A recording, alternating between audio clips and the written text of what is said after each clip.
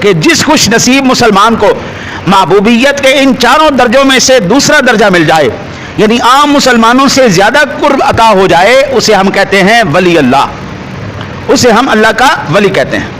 اب سامعین ذوی الاحترام والاحتشام، یہ حضور داتا علی اجمیری رحمۃ اللہ تعالی علیہ کا عرس پاک کل سے شروع ہے اور 979واں عرس آپ کا اس مرتبہ منایا جا رہا ہے۔ حضرت داتا علی اجمیری رحمۃ اللہ تعالی علیہ، آپ کا نام نامی اسم گرامی علی اور آپ کے والد گرامی کا نام عثمان۔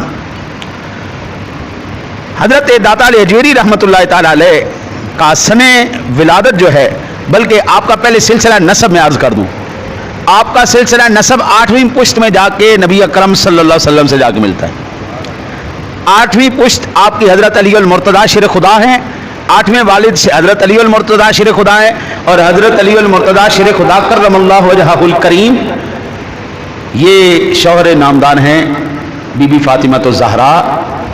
تو یہاں پر جا کے سلسلہ نسب ان کا کہاں سے ملا؟ کریم آقا جی علیہ الصلوۃ والسلام کی ذات گرامی۔ اچھا، اب میں یہاں پر ایک جو سب سے اہم ترین بات میں وہ عرض کرنا چاہوں گا، پھر باقی میں عرض کرتا ہوں۔ بعض لوگوں کے دلوں کے اندر ایک اشکال پیدا ہوتا ہے کہ آپ لوگ حضرت داتا علی اجمیری رحمۃ اللہ تعالی علیہ کو داتا کیوں کہتے ہیں؟ یہ اشکال ذہن میں پیدا ہوتا ہے۔ اس سے پہلے ہم لفظ داتا کو دیکھتے ہیں کہ داتا کا لفظ جو ہے اس کی اپنی حیثیت کیا ہے، اس کے معنی کیا ہے۔ داتا یہ ہندی کا لفظ ہے اور صنفاً مذکر ہے، ہندی کا لفظ ہے، مذکر ہے، اردو اور ہندی یہ دونوں میں بولا جاتا ہے۔ اس کے کئی معنی ہیں۔ پہلا معنی دینے والا، داتا کا ایک معنی ہے دینے والا۔ داتا کے دوسرے معنی ہیں سخی، فیاض۔ داتا کے تیسرے معنی ہے رزاق۔ داتا کے چوتھے معنی ہے خدا۔ داتا کا پانچواں معنی ہے درویش۔ ایک معنی ہے فقیر، ایک کا معنی ہے سائیں۔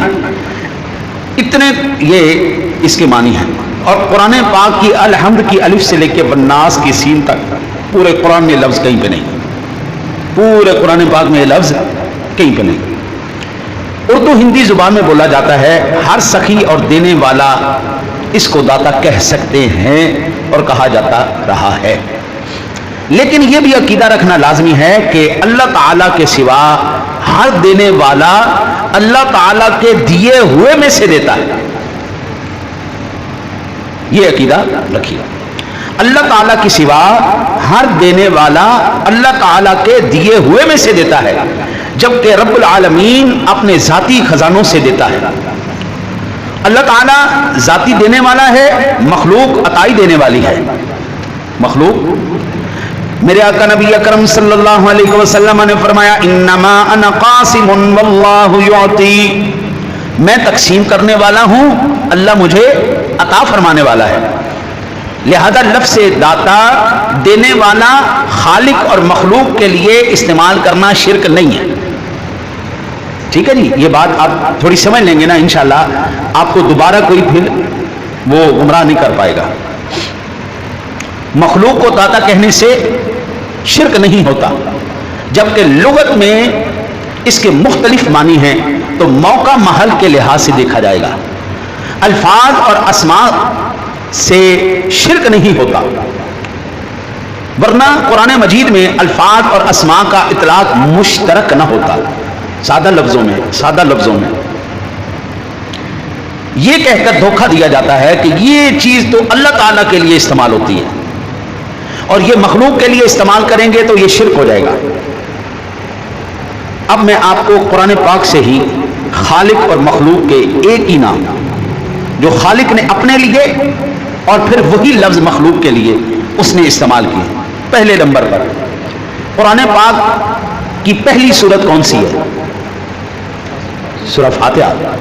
الحمدللہ، یہ پہلی آیت تو آتی ہے نا ساروں کو، الحمدللہ رب العالمین۔ لفظ رب یہ اللہ نے اپنے لیے استعمال کیا، الحمدللہ رب العالمین۔ اگر ہم سورہ بنی اسرائیل میں چلے جائیں تو رب کریم فرماتا ہے وَقَضَىٰ رَبُّكَ أَلَّا تَعْبُدُوا إِلَّا إِيَّاهُ وَبِالْوَالِدَيْنِ إِحْسَانًا إِمَّا يَبْلُغَنَّ عِندَكَ الْكِبَرَ أَحَدُهُمَا أَوْ كِلَاهُمَا فَلَا تَقُل لَّهُمَا أُفٍّ وَلَا تَنْهَرْهُمَا وَقُل لَّهُمَا قَوْلًا كَرِيمًا وَاخْفِضْ لَهُمَا جَنَاحَ الذُّلِّ مِنَ الرَّحْمَةِ وَقُل رَّبِّ ارْحَمْهُمَا کما ربیانی صغیرا. یہاں پر پہلے لفظ رب اللہ نے اپنے لیے استعمال کیا، لیکن یہاں پر لفظ رب اللہ نے تمہارے ماں باپ کے لیے استعمال کیا. قرآن ہے، لفظ ایک ہے، وہاں پہ بھی رب ہے، یہاں پہ بھی رب ہے. الفاظ مشترک ہو گئے، ایک جیسے ہو گئے. اب ایمان سے بتائیں کیا یہاں پر وقر رب ارحمہما، یا اللہ میرے ان پالنے والوں پر تو اسی طرح رحم فرما جس طرح ان پالنے والوں نے بچپن میں مجھ پر رحم فرمایا تھا. وہاں پہ الحمدللہ رب العالمین، تمام تر تعریفیں اس پروردگار کے لیے ہیں جو سارے جہانوں کا پالنے والا ہے. ادھر بھی پالنے والا، ادھر بھی رب ہے، ادھر بھی رب ہے. یہ خالق ہے، وہ مخلوق ہے. لفظ کے اشتراک سے شرک نہیں ہوا.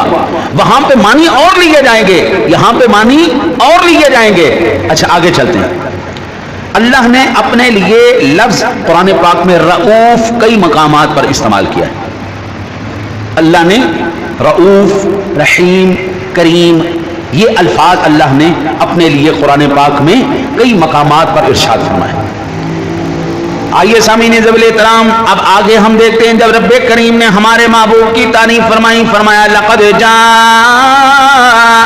رسول من انفسکم عزیز علیہ ما عنتم حریص علیکم بالمؤمنین رؤوف الرحیم.